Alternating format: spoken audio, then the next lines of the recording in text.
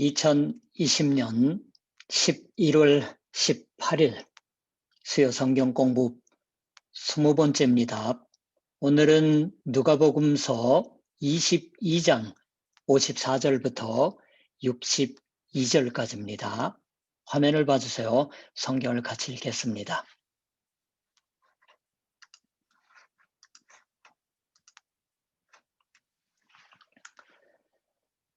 예수를 잡아 끌고 대제사장의 집으로 들어갈새 베드로가 멀찍이 따라가니라. 사람들이 뜰 가운데 불을 피우고 함께 앉았는지라. 베드로도 그 가운데 앉았더니 한 여종이 베드로의 불빛을 향하여 앉은 것을 보고 주목하여 이르되 이 사람도 그와 함께 있었느니라 하니 베드로가 부인하여 이르되 이 여자여 내가 그를 알지 못하노라 하더라. 조금 후에 다른 사람이 보고 이르되 너도 그 도당이다 하거늘 베드로가 이르되 이 사람아 나는 아니로라 하더라. 1시간쯤 있다가 또 한 사람이 장담하여 이르되 이는 갈릴리 사람이니 참으로 그와 함께 있었느니라. 베드로가 이르되 이 사람아 나는 네가 하는 말을 알지 못하노라고 아직 말하고 있을 때에 닭이 곧 울더라. 주께서 돌이켜 베드로를 보시니 베드로가 주의 말씀 곧 오늘 닭 울기 전에 네가 3번 나를 부인하리라 하심이 생각나서 밖에 나가서 심히 통곡하니라. 우리는 지금 주 예수를 만난 사람들이라는 주제로 성경이 말씀하는 가지가지 만남의 이야기를 같이 읽고 여러 가지 것을 배우고 또 생각하고 있습니다. 일반적으로 말해도 누구와 만나고 그 사람을 알게 되고 그것이 만약에 진실하게 그 사람을 아는 만남이었을 때에는 그 사람과의 관계는 그것을 마지막으로 끝나버린다는 일은 없습니다. 만약에 그 사람과 실제로 만난 적이 단 한 번뿐이고 그 후 한 번도 만나는 일이 없었다고 해도 그 사람과의 관계는 언제까지 계속됩니다. 추억이 마음속에 살아있고 그때 맛본 만남의 깊은 체험이 언제까지나 자신에게 남고 혹은 생활의 깊은 곳에 뿌리를 내려버려서 우리를 위로해주거나 즐겁게 해주거나 합니다. 그러한 것이라고 생각하는데요. 그러니까 우리가 주 예수와 만난다고 하는 것을 생각할 때 지금까지 어느 쪽이냐고 하면 단 한 번뿐인 만남이 중심적인 주제가 되었지만 주 예수와 만난 후에 그 주 예수와의 교제가 어떻게 계속되는지 그것을 아울러 생각하지 않으면 안 됩니다. 그 때문에 이미 전전 수요일에 주 예수의 제자의 대표격이고 나중에 사도라고 불리우게 된 베드로에게 하나의 초점을 맞춰서 생각해 본 것입니다. 오늘도 그것을 새삼 묻고 싶습니다. 오늘 아침 같이 생각함에 있어서 저는 제목을 배반하는 베드로라고 해보았습니다. 배반하는 베드로. 그러한 제목을 들으면 아니 하고 생각하실지도 모르겠어요.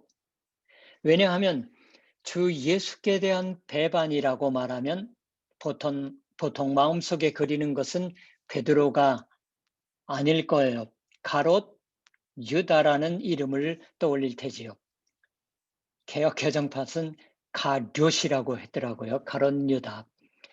배반자는 유다와 거의 같은 의미를 갖게 되고 유다라는 이름만으로 많은 사람들은 배반을 생각합니다. 유다에게 있어서는 불명예스러운 것이지만 그것이 우리의 상식이 되어 있다고도 말할 수 있습니다. 실은 틀림없이 유다도 또한 주 예수를 만난 사람입니다. 그런데도 거기서 주 예수께 걸려 넘어졌습니다. 이 유다의 만남에 있어서의 걸려 넘어짐도 남의 일이라고는 생각할 수 없으므로 한 번은 유다에 관하여도 생각했던 것이지만 그 여유가 없으므로 생략했습니다. 여유가 없을 뿐만이 아닙니다. 실은 저는 배반이란 무엇이냐고 하는 것을 생각할 때 유다보다도 먼저 베드로에게 초점을 맞추는 편이 좋은 것이 아닌가 하고 생각하고 있는 것입니다.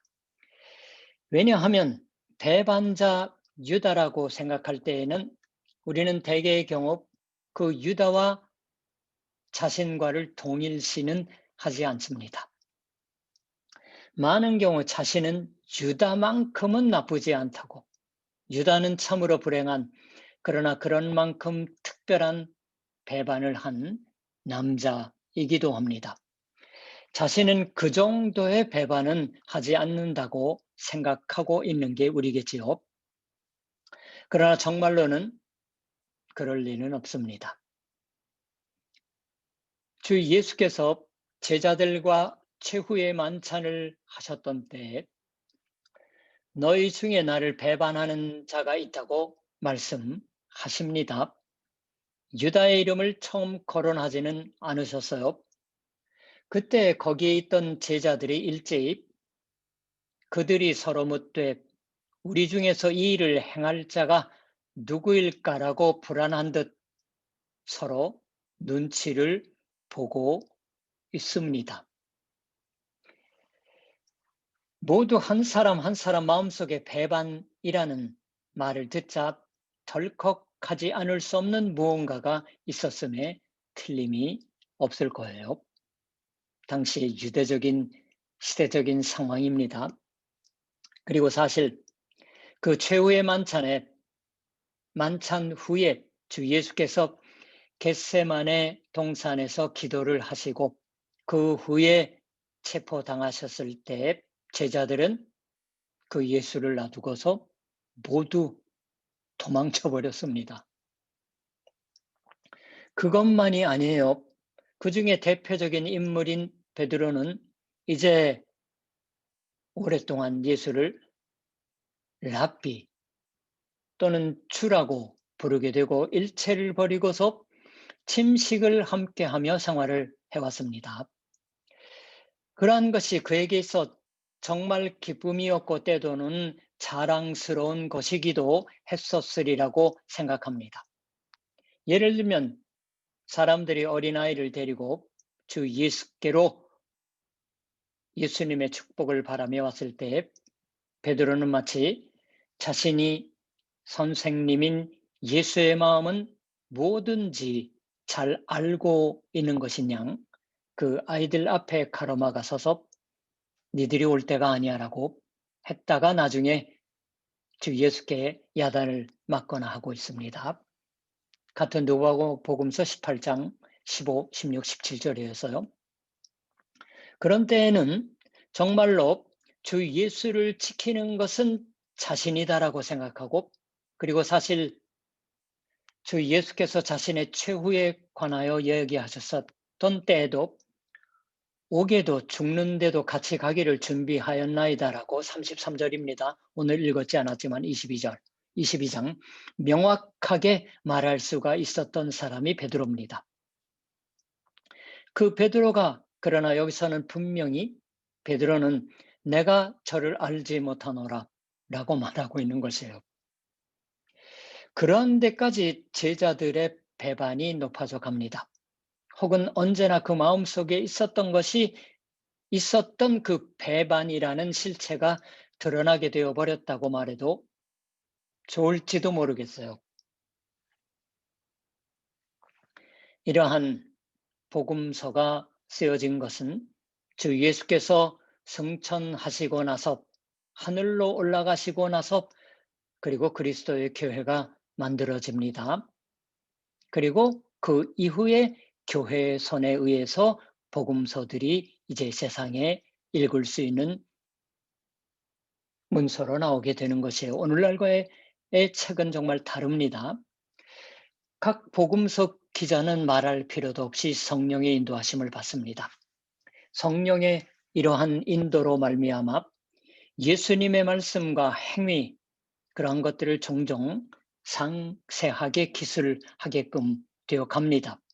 다시 말해서 복음서 기자들을 깨우쳐 주시며 또 무엇이 중요한지를 유일하게 알고 계시는 성령께서 제자들로 하여금, 교회들로 하여금 예수님의 말씀과 행위들을 필요에 따라서 강조하고 현실에 적용할 수 있게 해주신 셈이에요. 이렇게 하는 것은 예수님의 말씀과 행위들이 변화된 환경과 다른 정신적인 상황 속에서 이해되도록 하기 위해 필요한 것이었겠지요.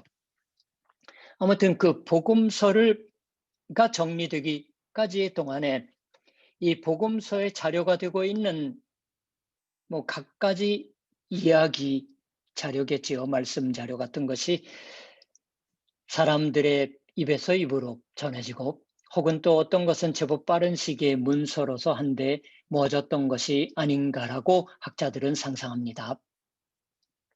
마침 그때 베드로는 그러한 교회에 있어서의 대단히 유력한 지도자였습니다. 아무도 부인 못할 거예요. 대표적인 인물이었다고도 부를 수 있습니다. 그런 교회의 중심적인 지도자였던 베드로가 주 예수께서 십자가에 달리시기 위한 재판에 대해 주 예수를 모른다고 말했다고 하는 것이 모든 복음서에 기록되어 정리되는 것이에요. 바야흐로 배반한 그 현장이. 이 이야기를 사람들은 감추지 않고 말씀으로 전했습니다. 또 그것을 써서 기록했습니다. 본인인 베드로는 몇 차례나 이 이야기가 사람들의 입으로 말씀되는 것을 듣지 않으면 안 되었을지도 모릅니다. 입에서 입으로 전달되어서 이제 교회가 형성되고 예배 때의 목격 증인으로서 그러한 얘기를 했던 것이겠지요. 혹은 또 일부 이지만 써서 기록되어 있는 문장을 자신이 읽지 않으면 안 되었을지도 모릅니다. 그럴 정도가 아니에요. 자신도 주 예수의 전도의 그 발걸음을 몇 번이고 말하며 이 자신의 배반의 이야기를 한두 번도 아닌 수없이 말하지 않을 수는 없었으리라고 생각합니다. 중요한 포인트니까요. 한 가지 생각을 우리가 해보면은 어쩌면 교회는 감출 수도 있었을 터입니다. 조금 부끄럽다고 생각해서 자신들이 말을 하지 않아 버리면 이러한 배반의 기록은 남지 않을 것이에요. 베드로도 아무 말도 하지 않았으면 좋았을지도 모르겠습니다. 이런 부끄러운 얘기는 되도록 빨리 사람들의 마음에서 지워 없앤 편이 좋았을지도 모릅니다. 인간적으로 생각하면은. 그러나 이 이야기 말씀은 복음서의 어느 복음서나 명확하게 기록하고 있습니다. 그 의미에서는 매우 고명한 이야기가 되었습니다. 자신의 부끄러움을 초월해서 말하지 않고는 있을 수 없었던 것이라고 생각합니다. 자신의 창피도 드러난 채로 이야기하자면 안 되는 진리가 여기 있었던 것이 아닐까요? 주 예수를 만난 우리도 또한 그 후는 주 예수님과의 깊은 관계로 언제까지나 살아가는 것이 믿음의 생활일 터입니다. 신앙의 생활일 터예요. 그러나 그 신앙의 생활에 있어서의 우리의 성실 혹은 우리의 사랑, 하나님을 사랑하는 것, 예수 그리스도를 사랑하는 그 사랑이라고 해도 좋을지도 모르겠지만 그러한 성실과 사랑이 시험받는 것이 몇 번이나 일어납니다. 특히 박해가 혹독했던 초대교회에 있어서는 그러한 것을 모두 진실로 느끼고 있었던 것이 아닐까 하고 생각해 봅니다. 주 예수를 한 번 만나 감격한다고 하는 것, 이건 우리가 아는 것보다 훨씬 더 많은 사람들이 그렇게 알았던 것일지도 모릅니다.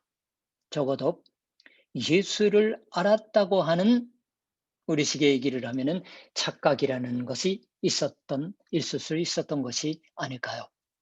그러나 정말로 주 예수께서 만나 주신 것, 주 예수께 만나 받은 것에 의해서 눈이 뜨이고 새로워진 것을, 새롭게 된 것을 소중히 한다면 주 예수와의 만남을 그리고 후에 언제까지나 소중히 해가는 것, 혹은 주 예수와 몇 번이나, 주 예수께서 몇 번이나 반복해 만나 주시는, 주 예수께 몇 번이고 반복해 만나 받는 것을 소중히 해 가는 것. 오히려 믿음 생활이라는 것은 거기에 이루어집니다. 그러나 그 신앙 생활이라는 것은 언제든지 화사한 감격을 동반하며 계속되는 것은 아닙니다. 오히려 끊임없이 시험 속에 놓여버리는 거예요. 베드로가 주 예수님과 같이 살고 죽기까지 당신을 따르겠습니다라고 말했던 것은 이건 결코 거짓 꾸며서 한 말이 아니라고 생각합니다. 거짓 없이 진심으로 베드로답게 그의 열정을 담아서 진심으로 그렇게 생각했음에 틀림이 없습니다. 그러나 현실로 그 예수가 체포당해 버립니다. 범죄자로서 재판받고 있으십니다. 어쩌면 그 판결은 사형의 판결일지도 모릅니다. 그러한 예감은 들고 있었을 거예요. 그리고 바로 얼마 전까지 같이 있던 다른 제자들은 어디로 갔는지 알 수 없습니다. 12제자만이 아니에요. 그래도 베드로는 단념할 수 없어 예수의 뒤를 쫓아서, 그리고 재판받고 있으시는 주 예수를 멀리서라도 볼 수 있을 만한 곳까지 다가가서 사람들 속에 뒤섞여 있었습니다. 그러나 그 마음은 흔들릴 대로 흔들리고 있었다고 생각합니다. 자신이 가지고 있던 이스라엘에 대한 희망이 무너지는 듯한 생각이었을지도 모르겠어요. 갓배니 생각해보. 바로 여전까지의 확신이 어디로 가버렸던 것인지.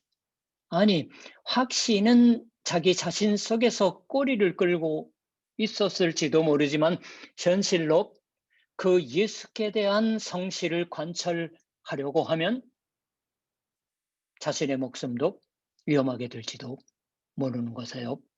적어도 사람들에게 너도 그 도당이었잖아라고 말 듣고서 경멸당하고 후려맞고 추방되는 그러한 것이 되는 것이 틀림이 없었을 거예요. 베드로의 사랑이 주 예수께로 향하는 사랑이 시험받고 있습니다. 우리도 남의 일이 아니라고 생각합니다.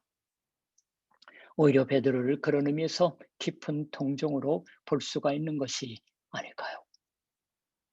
베드로의 시련, 그것은 불안과 마주하는 것이었습니다.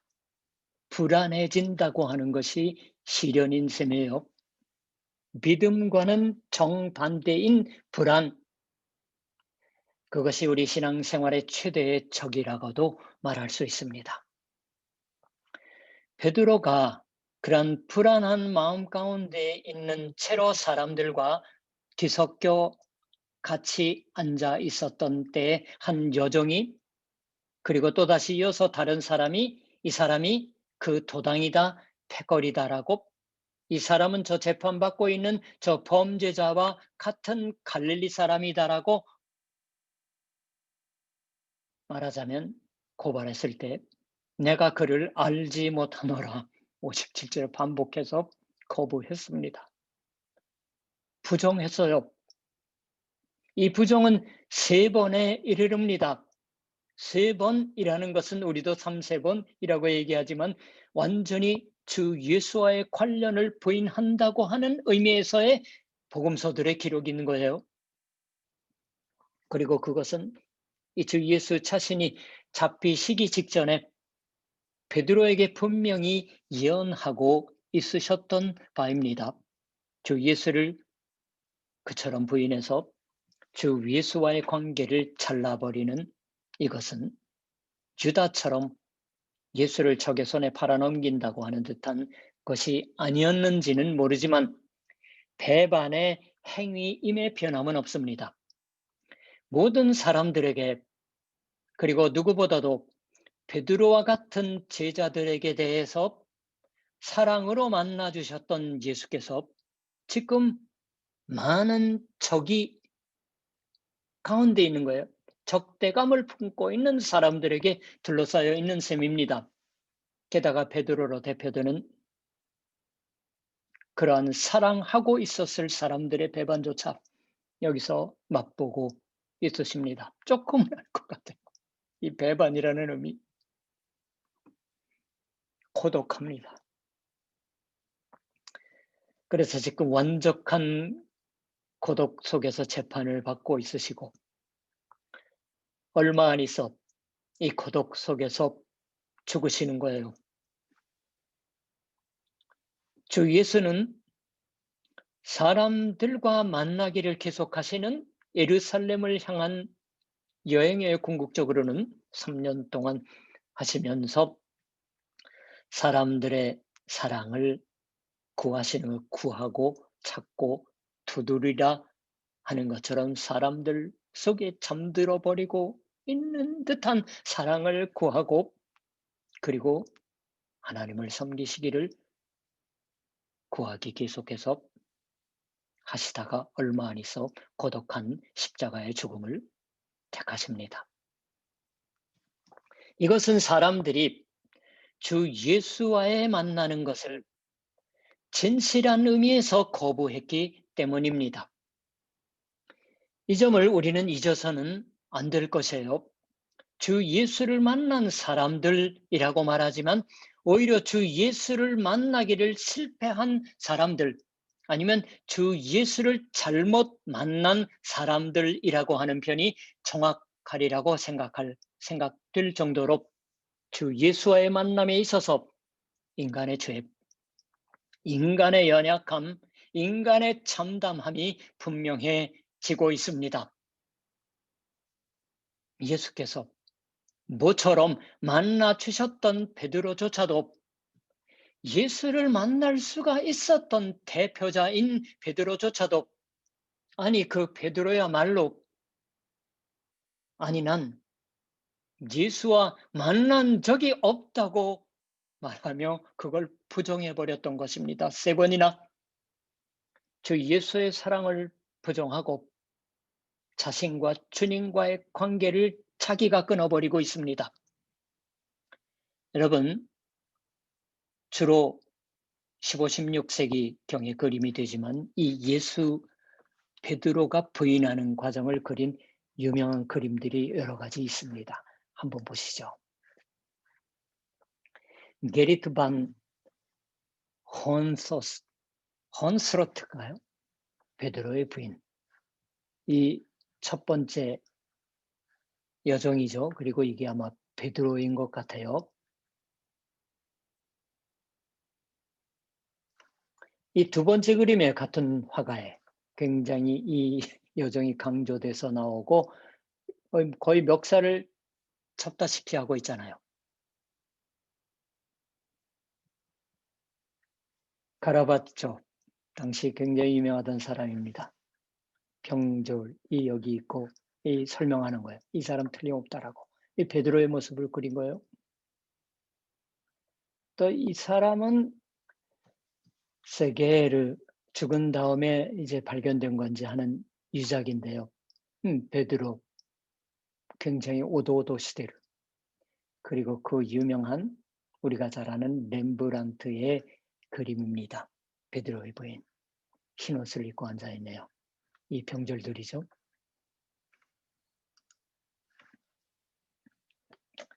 바로 그와 같이 해서 주 예수를 같이 죽이고 있습니다.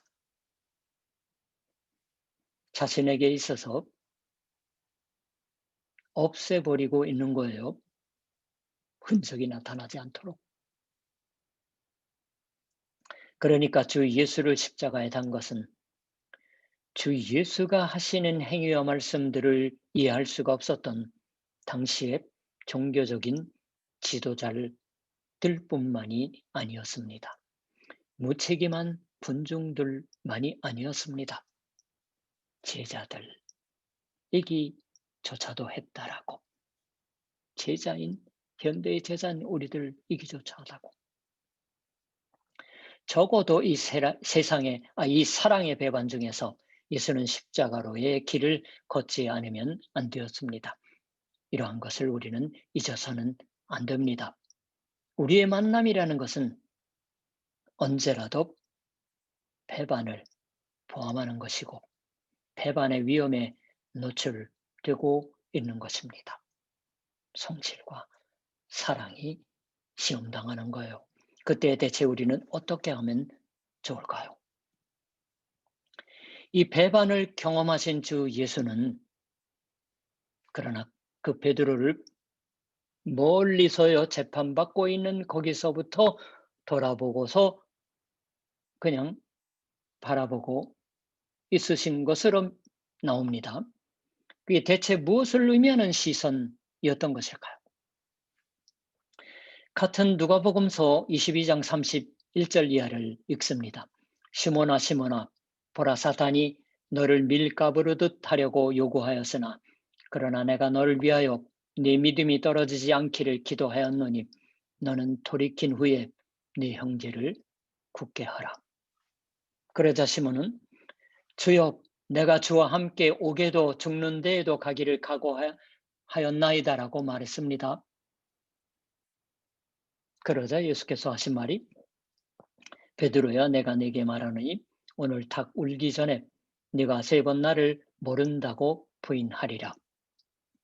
이 재판의 전날 밤 주 예수는 제자들과 작별의 최후의 만찬을 하고 있으셨습니다. 그 자리에서 주 예수는 이러한 것을 특별히 베드로에게 대해서 말하고 있으셨던 거예요. 이미 주 예수께서 말씀하시는 고난과 죽음의 예언을 바르게 이해하고 받아들이지 못하는 제자들을 보시면서 주 예수는 베드로가 사탄의 시험을 받을 것을 예고하셨습니다. 그렇지만 거기서 이렇게 치신 거예요. 그러나 내가 너를 위하여 네 믿음이 떨어지지 않기를 기도하였노니 너는 돌이킨 후에 네 형제를 굳게 하라. 위로에 찬 격려입니다. 이 주 예수의 말씀을 들은 후에 베드로는 아주 훌륭한 말을 했어요. 주여 내가 주와 함께 오게도 죽는 데도 가기를 준비하였나이다. 전혀 주께서 자신 속에 베드로 자신 안에 무엇을 보고 있으셨는지를 이해하고 있지 않습니다. 그러자 예수께서 하신 말이 베드로야 내가 네게 말하노니 오늘 닭 울기 전에 네가 3번 나를 모른다고 부인하리라. 베드로가 심히 통곡했던 것은 세번역은 비통하게 울었던 것은 공동번역 개정판은 슬피 울었던 것은 주 예수께서 재판받으시면서 뒤돌아보신 시선을 알아차렸을 때 비통하게 나가서 울었다고 했죠. 바로 몇 시간인가 전에 이 주 예수와 주고받았던 말을 생각했었기 때문에 틀림없습니다. 대단한 듯한 것을 말했던 거예요. 오게도 죽어도 같이 하겠다라고. 그러나 금세 자기 자신은 주님이 말씀하시는 대로 주를 배반하고 있습니다. 흔적을 지우려고 해요. 낌새를 못 찾으려도록 주위 사람들이.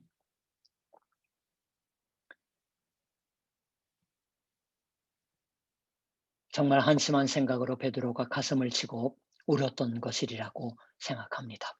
그러나 그렇다면 베드로는 울면서 아니야 나도 저 사람과 한패니까 나도 같이 재판에 주시오라고 말했던 것일까요? 베드로의 통곡의 그림 한 장 어디서 제가 발견했어요. 같이 보실까요?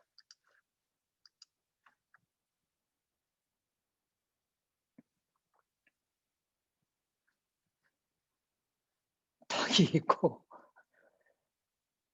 열쇠가 있어요. 이건 뭐 아드리브겠죠. 이런 식으로 그린 사람이 있더라고요. 베드로가 근데 정말로 돌이켰던 것은 다 지나왔다. 다시 일어날 수 있었던 것은 훨씬 더 후의 일입니다. 주 예수께서 다시 살아나시고 그래서 자신의 영을 베드로에게 부어 주셨던 때입니다. 그때 비로소 베드로는 박해를 두려워하지 않고 설 수가 있었으며 그리고 얼마 안 있어 베드로는 전설에 의하면 여러분 여러 번 말씀드렸으니까 잘 아실 거예요. 주 예수와 똑같은 모습으로 십자가에 달려지는 것을 바라지 않고 자기는 거꾸로 십자가에 달려지고 싶다라고 요구해서 죽었다고조차 전해지고 있습니다. 그 베드로의 돌이킴의 배후에 다시 나오리의 배후에 저 주 예수의 말씀이 있고 실제로 뒤돌아보신 예수님의 시선이 기도가 아니었을까? 저는 그렇게 생각합니다. 그러나 내가 너를 위하여 네 믿음이 떨어지지 않기를 기도하였노니 너는 돌이킨 후에 네 형제를 굳게 하라. 자신을 부인하는 베드로를 멀리서 재판받고 있으시면서 마치 그 베드로가 3번이나 부인하는 말이 들리시고 있으시는 양 돌아보신 예수는 그 시선 속에서 이 베드로를 위한 기도를 다시 한번 담고 있으셨던 것이 아닐까요?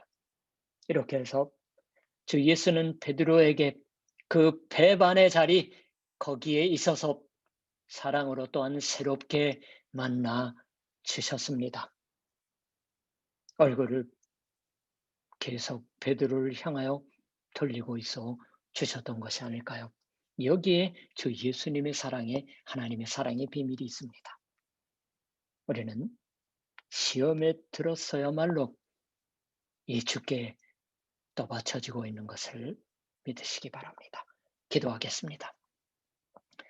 사랑과 은혜가 충만하신 하나님, 베드로의 배반, 거창한 제목이지만 주 예수를 곧잘 만나 뵙고 있다고 자부하고 있을 우리들조차도 신앙 생활에 있어서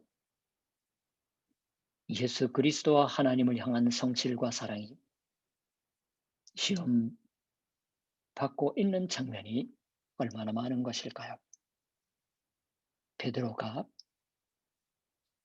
소아시아를 향해서 들려보냈던 편지 속에도 말씀하는 것처럼 하나님, 욕을 욕으로 갚지 않으며 축복을 기도할 줄 아는 기쁨과 감사 속에 또한 이러한 가을과 겨울을 향한 우리들의 발걸음이 이어지게만 하여 주시옵소서. 감사드리며 우리 주 예수 그리스도 이름으로 기도드렸습니다. 아멘. 자, 그럼 주일 때 뵐게요. 건강히 지내세요.